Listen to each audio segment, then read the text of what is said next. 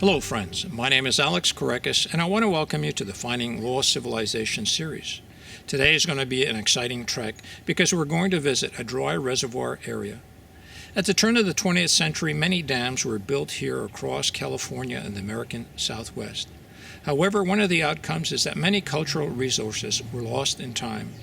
And what I mean to say is that many Native American village sites along these streams and riverbeds were inundated with water once these dams were built.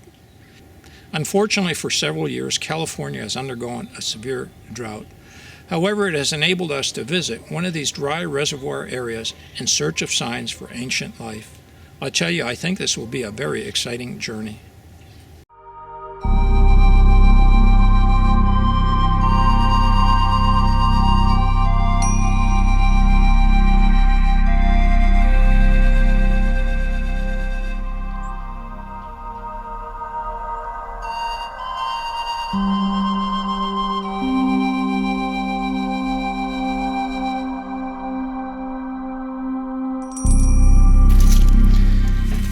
Well, what we're going to do is we're going to go down the slope of the reservoir. And I'll tell you what, it's hundreds of feet below its normal level. As I said, you can see right up there, it looks like a road cut up there, but that's actually the height of where the water was when the reservoir was full. It's quite amazing. Hopefully this low water will reveal some ancient sites to us. Now this here is a confluence of a major creek right over here. And this is what we're going to do. We're going to go to where the original creek was before the dam was built. Well, if you look straight ahead, you can see what appears to be the channel of the creek right here. It's completely dry. So I'm going to go onto this side of the bank right here to see if we can find any other potential signs of ancient life.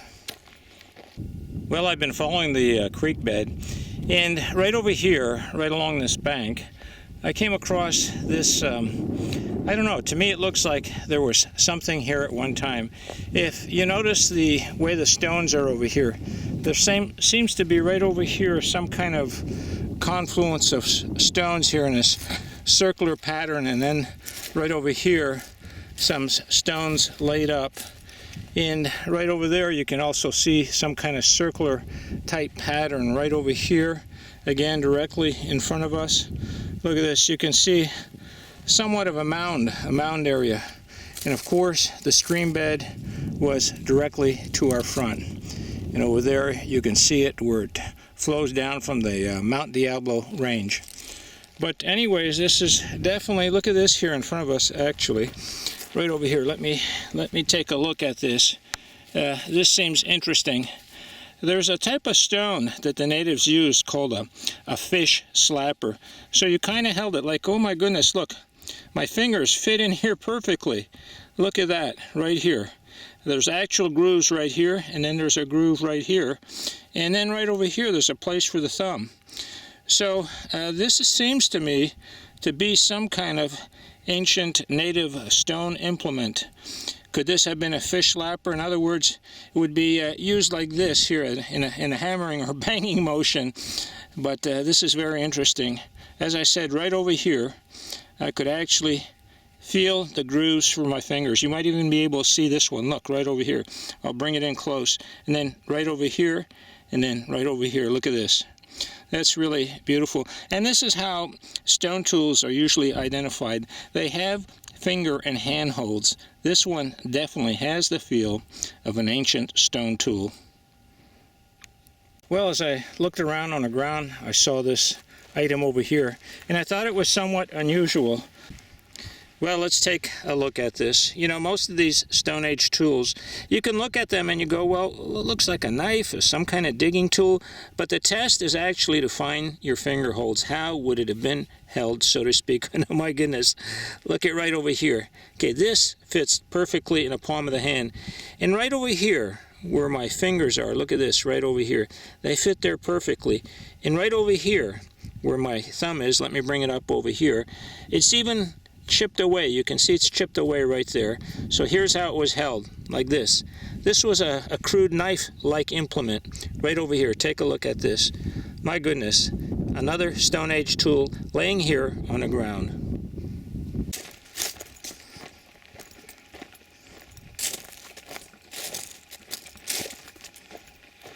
Well, I'm going to continue our walk over here, and we're coming to a point where it takes a semi-right turn over here. I'm going to go up the bank a little bit. Okay, directly. You see that corner right there in front of us? Well, I can see some boulders here. You need boulders, you need stone to make mortars, so to speak, or to utilize mortars.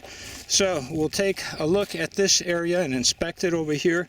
This looks like a really fantastic place. You could see right over here directly in front of us where the stream bed would be. Okay, my goodness, take a look at this over here directly in front of us. Okay, these actually look like mortars right over here. Let's take a look. And could this be a rough pestle? My goodness, right over here. This is very smooth. My goodness, I think this here is a pestle or the equivalent of a mono. And right over here, I've already dug it out. Look at this. This is a mortar here, and this is a mortar here. And right over here is a cupule. You can see it right over there, or what they call the anvil. You know, the grass seed or the acorn or whatever type of a nut they had would be broken open over here and pounded. This over here, my friends, I believe belongs to this site right over here. It is very smooth over here. So let me hold it in my hand. Oh my goodness, look at the configuration right over here. See right over here the slope? See how it fits in the palm of the hand? And right over here, it's roughed out so the finger can hold it. And here, right over here, look at this. There's an actual place for the thumb, and again for the fingers here. And this is how this was used, okay, for grinding. This over here is very, very smooth. I'll tell you, this is fantastic.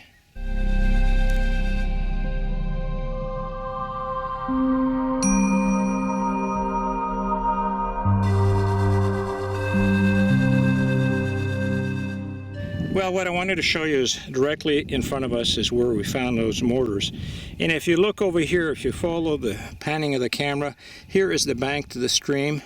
And you can see that it's kind of curved, and it keeps on going up there, and eventually it goes into the Diablo mountain range. And right over here you can see this is a hillock, a high spot. So this is really a fantastic place to have a village site.